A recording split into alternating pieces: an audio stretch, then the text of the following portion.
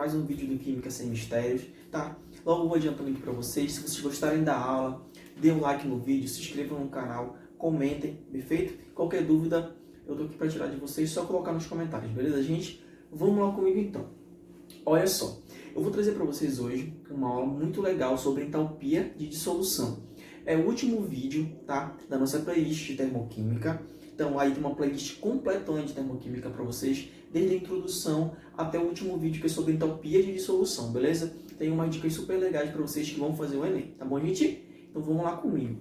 Olha só, antes de falar de entalpia de dissolução, primeiro vamos só relembrar aqui o conceito de solução. Nós sabemos que existem dois tipos de mistura, certo? A mistura homogênea, que é aquela mistura que tem uma única só fase, tá? E a mistura heterogênea, que tem duas ou mais fases, beleza, pessoal? Olha só, uma solução nada mais é do que uma mistura homogênea, tá bom? E olha só, o que constitui uma solução? Uma solução, ela é formada pelo soluto, tá? Que é aquela substância que tem quantidade menor, mais o solvente, que é aquela substância que está em quantidade maior, beleza? Então aqui a gente tem um exemplo. Olha só, soluto aqui de azul, mais o solvente, tá? Isso é igual a uma solução, perfeito? Então nós vamos trabalhar, tá, esse tipo de conceito, né, na aula de hoje. Se essa dissolução, por exemplo, ela acontece com absorção ou com liberação de calor, tranquilo, gente? Olha só, existem vários tipos de solução, tá? As soluções sólido-sólido, como por exemplo as ligas metálicas, solução onde eu tenho vários gases, né, que um exemplo disso aí é o ar atmosférico, que é uma mistura de vários gases, beleza?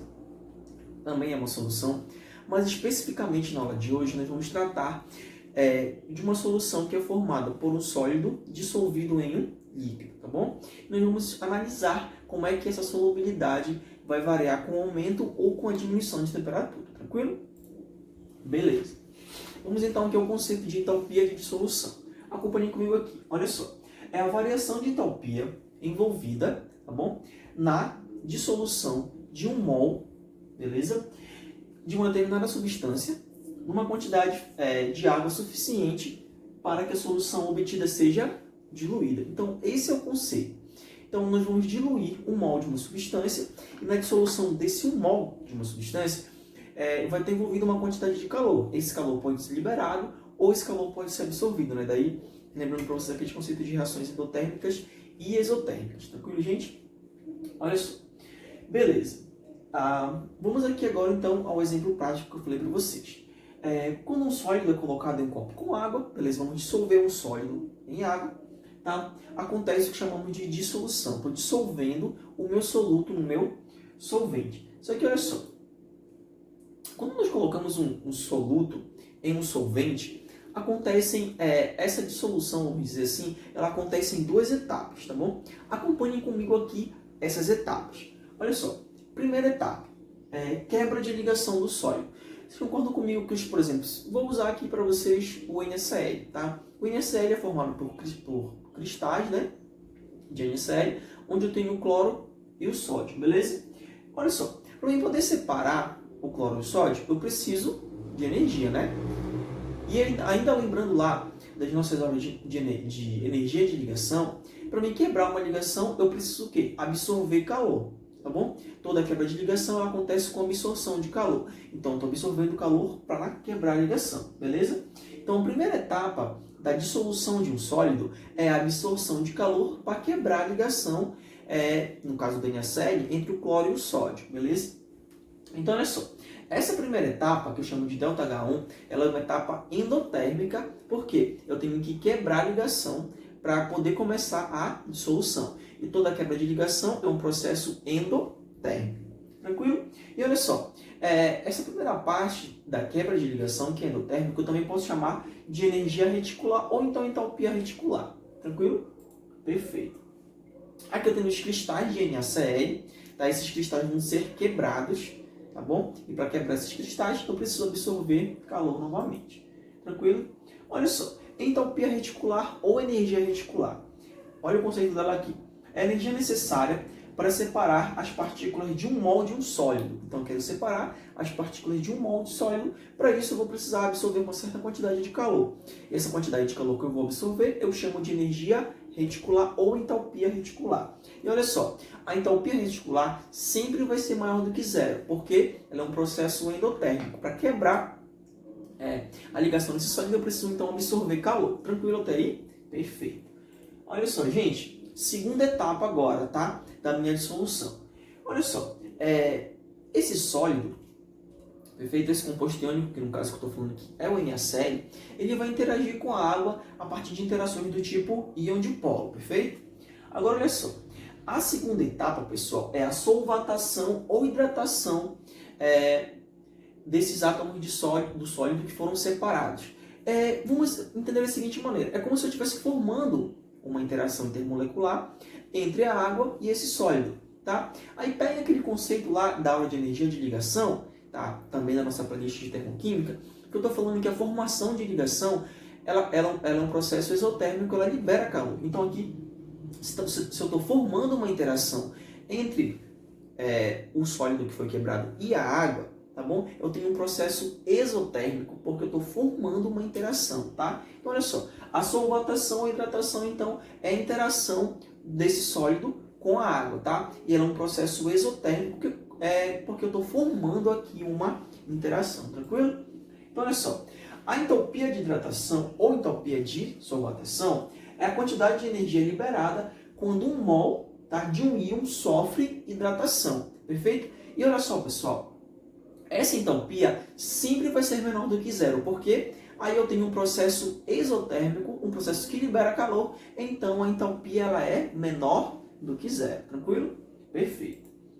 Aí olha só, agora se eu quiser saber a variação de entalpia da minha reação química, eu vou pegar a entalpia 1, tá? Entalpia 1, que é a entalpia reticular, e somar ela da entalpia de solvatação ou hidratação, tá bom? Aí eu vou ter a entalpia de dissolução da minha substância. Eu vou saber se a dissolução dessa substância é endotérmica ou exotérmica. Perfeito. Então, olha só. Agora eu vou trabalhar aqui com vocês os dois tipos de dissolução, a endotérmica e a exotérmica. Tranquilo? Vamos lá então. Olha só. A dissolução endotérmica, como o próprio nome já sugere, ela acontece com a absorção de calor, certo? E com diminuição de temperatura, tá bom? Com diminuição de temperatura. Então, a temperatura final, se atentem muito a isso, a temperatura final, ela é menor do que a temperatura inicial, né? Porque isso acontece aí com a diminuição de temperatura. Então, olha só. Para poder ter uma dissolução endotérmica, que critério tem que ser obedecido? O ΔH1, tá? Tem que ser maior do que o ΔH2. Ou seja, a entalpia reticular ela tem que ser maior do que a entalpia de solvatação, que é a entalpia 2. Quando esse critério for obedecido, eu vou ter então uma dissolução do tipo endotérmico. Então, olha só, aqui um exemplo do nitrato de potássio, tá? Então, para dissolver o nitrato de potássio na água, certo? Eu preciso absorver aqui mais 8,5 quilocalorias. Beleza? Então, entalpia positiva, a dissolução é uma dissolução endotérmica. Isso significa o quê? Que quando eu aumento a temperatura, aumenta a solubilidade desse meu composto. Acompanhe isso comigo aqui no gráfico. Então, olha só. Eu tenho um gráfico de solubilidade, tá? Do soluto em gramas por 100 gramas de água e aqui a temperatura. E que eu percebo aqui? Que quando eu aumento a temperatura, a solubilidade desse meu composto ela também aumenta.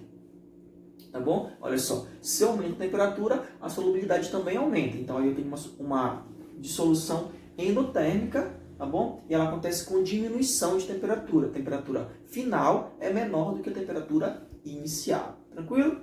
E agora, para finalizar, gente, eu vou falar para vocês da dissolução exotérmica. Como é que ela acontece? Olha só, ela acontece com liberação de calor, tá? E, por consequência, com aumento de temperatura. Então, a temperatura final da solução ela vai ser maior do que a temperatura inicial. Nós vamos perceber o recipiente aquecer, tá bom? Olha só, e para isso ser válido, a entalpia de solvatação, que é o ΔH2, ela tem que ser maior do que a energia reticular, que é o ΔH1, tá bom? Aí, olha só, por exemplo, a dissolução de um ácido HCl em água. Quando eu dissolvo o HCl em água, que é um ácido, quem já fez esse experimento no laboratório percebe que o recipiente ele aquece, a temperatura dele aumenta. Por quê? Essa dissolução ela é do tipo exotérmica. Percebam aqui como a entalpia de uma dissolução exotérmica, menos 18 quilocalorias. Perfeito? Então, olha só, Percebe que um composto que tem a dissolução exotérmica, quando eu aumento a temperatura, novamente eu tenho um gráfico de temperatura versus gramas do soluto por 100 gramas de água, quando eu aumento a temperatura, a solubilidade ela diminui, perfeito? Gente, então essa foi a nossa aula sobre entropia de dissolução. Espero que vocês tenham gostado e até a próxima.